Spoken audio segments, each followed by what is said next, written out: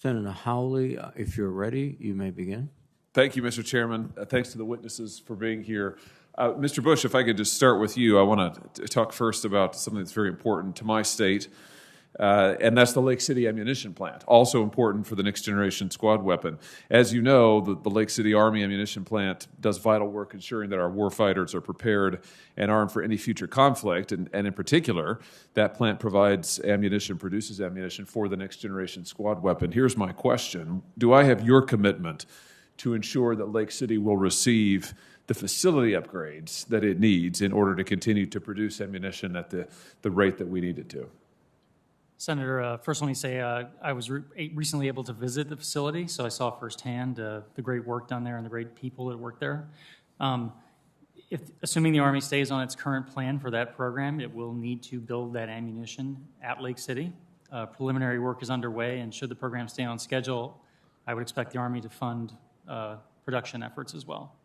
Very good. Thank you for that. Ms. Baker, let me come to you, and let's talk a little bit about China, if we could. Secretary Austin, Deputy Secretary Hicks, and Undersecretary Call have all testified that the U.S. has to maintain its ability to defeat a Chinese fait accompli vis-a-vis Taiwan. I have made it my habit in this committee to ask every witness, practically, from DOD, certainly those in a policymaking role, about this scenario, which I think is not only the pacing, China not only being the pacing threat, but the Taiwan challenge, the pacing scenario. So if I could just ask for a yes or no from you, do you agree with their testimony that it's vital that the U.S. maintain the ability to defeat a potential fait accompli against Taiwan? Yes, Senator, I do. Very good. And do you agree that the department should be prioritizing this scenario as it develops plans, concepts, and capabilities for the future?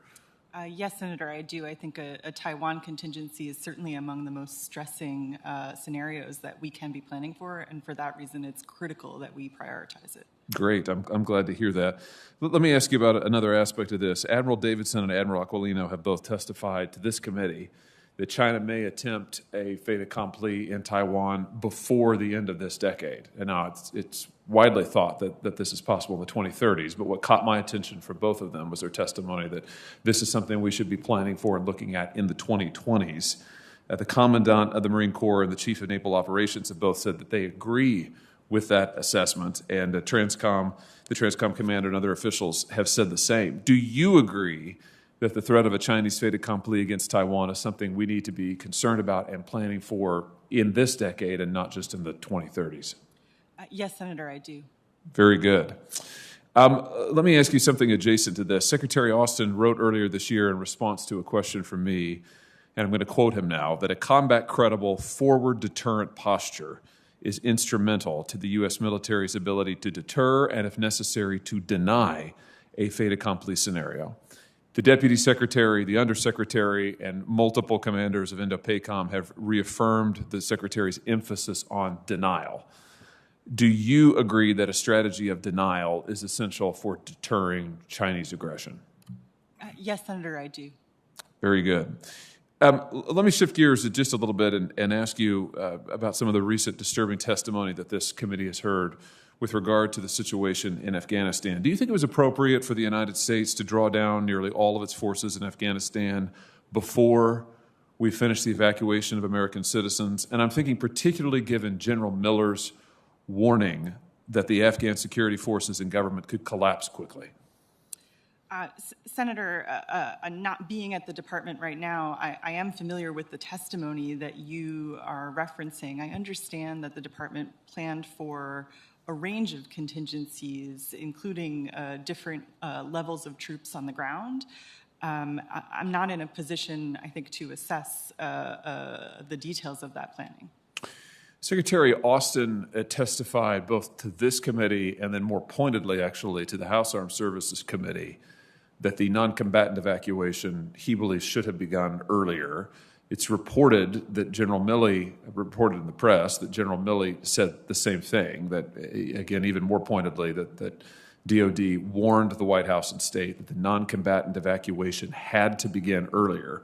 It didn't, of course, and as a consequence, hundreds of civilians were killed, hundreds of Americans left behind, 13 service members killed. Do you agree with them that the non-combatant evacuation should have begun earlier in Afghanistan? Senator, my understanding is that there was a robust interagency discussion about the timing of the NEO operations. I'm simply not currently in a position where I have the details that I would need to be able to really assess that. I've got another question or two for you about the force planning construct in the 2018 NDS and a couple of other things related also to Russia. I'll submit those for the record because my time's expired. Thanks so much to all the witnesses, and thank you, Mr. Chairman. Thank you, Senator Hawley. Now let me recognize Senator Blumenthal, please. Thank you, Mr. Chairman. I want to follow Senator Hawley's questions about the impact of our withdrawal from Afghanistan on both Americans who were left